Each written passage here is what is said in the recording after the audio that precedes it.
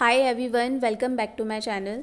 तो आज का जो वीडियो है ये मुझे ऐसा लगता है ये सबसे ज़्यादा इम्पॉर्टेंट टॉपिक है, सबसे ज़्यादा, क्योंकि इसमें मैं आपको बताऊंगी एडिटोरियल रीडिंग करना क्यों इम्पॉर्टेंट है, स्पेशली बैंक के एग्ज़ाम्स के लिए। ठीक है, तो अब ये लोगों को लगता है कि एडिटोरियल रीड करने से सिर्फ इंग्लिश इम्प्रूव होती है। जी नहीं, एडिटोरियल रीड करने से हमारे और कई सारे टॉपिक भी स्ट्रॉन्ग होते हैं। तो सबसे पहले मैं आपको बता दूँ, नंबर 1 है स्ट्रॉन्ग वोकैबुलरी। आपको डेली रीडिंग जब आप करो, उसमें से अगर आप 10 वर्ड्स भी डेली के मार्क करके, उन्हें डिक्शनरी करके, उनका मीनिंग ढूंढ के लर्न करते हो, अगर यही चीज़ आप डेली कर रहे हो, फॉर एग्जांपल 1 मंथ लेके चलो, 30 डेज़ आपने किया, ठीक है, और 10 वर्ड पर डे के हो गए, तो 30 इंटू 10 300 वर्ड्स तो आपके ये हो गए। तो देखो ना आपका वोकैबुलरी कितना इंप्रूव हुआ है, कितने सारे वर्ड्स आपको जानने को मिले हैं। ठीक है, नंबर 2 हमारा कॉम्प्रहेंशन स्ट्रॉन्ग होता है। कॉम्प्रहेंशन अब स्ट्रॉन्ग कैसे होगा? आपको जब डेली रीडिंग की हैबिट होगी, आपको ये चीज़ पता होनी चाहिए जब आप रीड करते हो न्यूज़पेपर कि ये जो लाइन है ये पॉजिटिव सेंस में है, नेगेटिव में है, न्यूट्रल में है, क्या जो ऑथर है ये क्रिटिसाइज़ कर रहा है या फिर तारीफ़ कर रहा है। तो ये सारी चीज़ें ना रीडिंग करने से ही आती हैं। इंग्लिश, सबसे पहली बात तो मुझे ऐसा लगता है इंग्लिश सब्जेक्ट की तरह नहीं, आप लैंग्वेज की तरह लो। जब आप लैंग्वेज की तरह लेने लगोगे तो आपको इंग्लिश ऑलरेडी इजी लगने लगेगा, क्योंकि सब्जेक्ट में आप उसे तब कंसिडर करोगे जब आप ग्रामर के रूल्स भर भर के याद कर रहे हो। लेकिन बैंक के एग्जाम्स में इतने ग्रामर के रूल्स कोई मतलब उनकी जगह नहीं है। अगर आप 120 rules of Nimisha Bansal ma'am, जो कि मैंने बताया हुआ है, वो वाली PDF रीड कर लोगे ना, तो 5 नंबर तो आपके एरर डिटेक्शन में वैसे ही आ जाने हैं। और कोई रोल मुझे ग्रामर का आज तक नहीं दिखा, 2019 से एग्ज़ाम दे रही हूँ, ग्रामर का इतना कुछ रोल है ही नहीं। तो जैसे कि मैंने बताया, क्रिटिकल रीजनिंग में एडिटोरियल पढ़ने के बहुत फ़ायदे होते हैं। अब वो फ़ायदे किस तरीके से होते हैं, जैसे आपसे इन्फ्रेंस का पूछा जाता है, कॉन्क्लूजन का पूछा जाता है, एजम्पशन का पूछा जाता है, तो ये सब आपको रीडिंग हैबिट से ही वहाँ पर आएगा। क्या आप कभी पजल के लॉजिक लगा सकते हो क्रिटिकल रीजनिंग में, या फिर सिलॉक्स के लगा दिए, डिस्टेंस डायरेक्शन का लगा दिया? कभी नहीं, क्योंकि इस टॉपिक में और कोई लॉजिक लगता ही नहीं है, इसके लिए आपको रीडिंग ही आनी चाहिए। तो इसीलिए एडिटोरियल रीड करना बहुत इंपॉर्टेंट है। पॉइंट नंबर 4, ये हमें हेल्प करता है डिस्क्रिप्टिव राइटिंग में। अब होता क्या है, जब आप मेंस का एग्ज़ाम देने जाओगे तो वहाँ पर डिस्क्रिप्टिव राइटिंग एक अलग से पोर्शन आता है, जिसमें एक ऐसे आता है और एक लेटर आता है। लेटर इजी जो होता है वो काफ़ी इजी होता है, वो लोग आप कर लोगे, मतलब कुछ ही टॉपिक्स पे हमेशा वही चीज़ आती है तो वो कर लेता है हर कोई।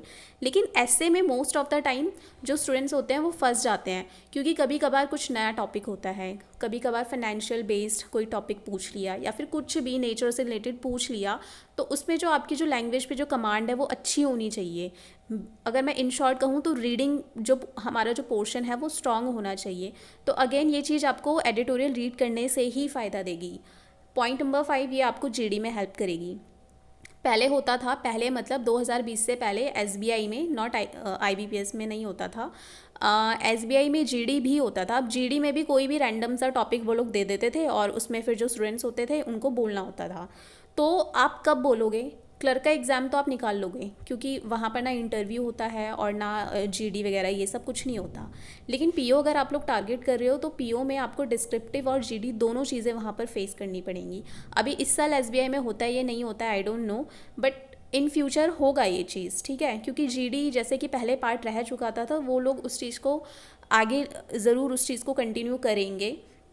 तो इसीलिए जो GD है, ग्रुप डिस्कशन है, उसमें भी जो ये एडिटोरियल रीडिंग है ये बहुत उसका रोल प्ले किया जाता है। तो अगर कभी भी आपको कोई बोलता है ना एडिटोरियल रीड करने से इंग्लिश इंप्रूव होती है, तो आप लोग उसे बोलना सिर्फ इंग्लिश इंप्रूव नहीं होते, हमारे 5 टॉपिक स्ट्रॉन्ग होते हैं। तो अभी भी अगर आपको लगता है कि एडिटोरियल रीड करने को कोई फ़ायदे नहीं है, तो एक चीज़ मैं बिल्कुल सिंपली कहना चाहूँगी, तो ऐसे तो फिर ना आपकी कोई इंग्लिश इंप्रूव होगी और ना ही कोई दूसरा सब्जेक्ट इंप्रूव होगा।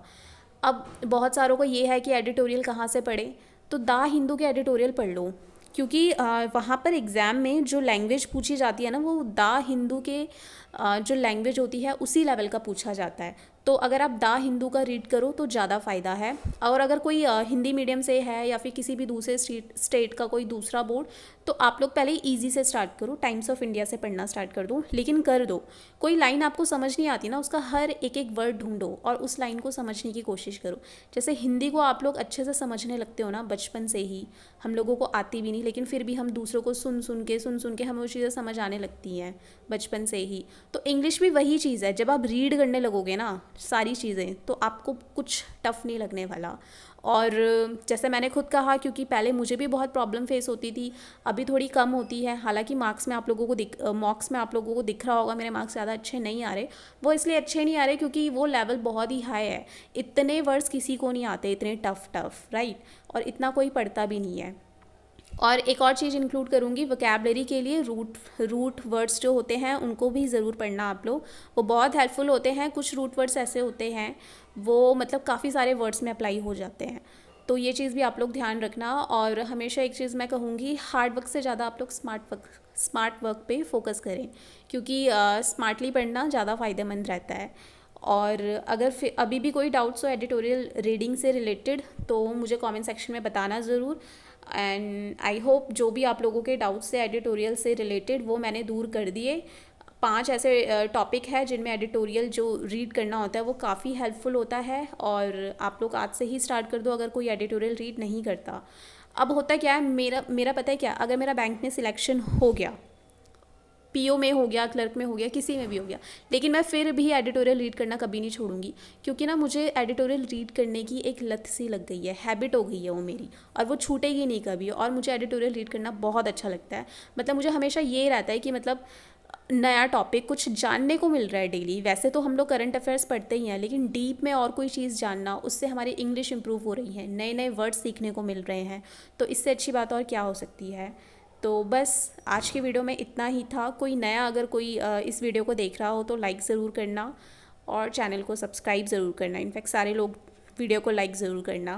और चलो फिर मिलेंगे। अब मैं देखूंगी 1-2 वीडियो अगर मुझे लगा कि प्री एग्ज़ाम से पहले इंपॉर्टेंट है तो मैं वो डेफिनेटली अपलोड कर दूंगी। और बाकी अब जो वीडियोज़ आएंगी वो IBPS क्लर्क के बाद ही आएंगी, क्योंकि अब बहुत कम टाइम है और मुझे थोड़े मॉक ज़्यादा देने हैं, क्योंकि थोड़ी सी स्पीड बढ़ नहीं रही है।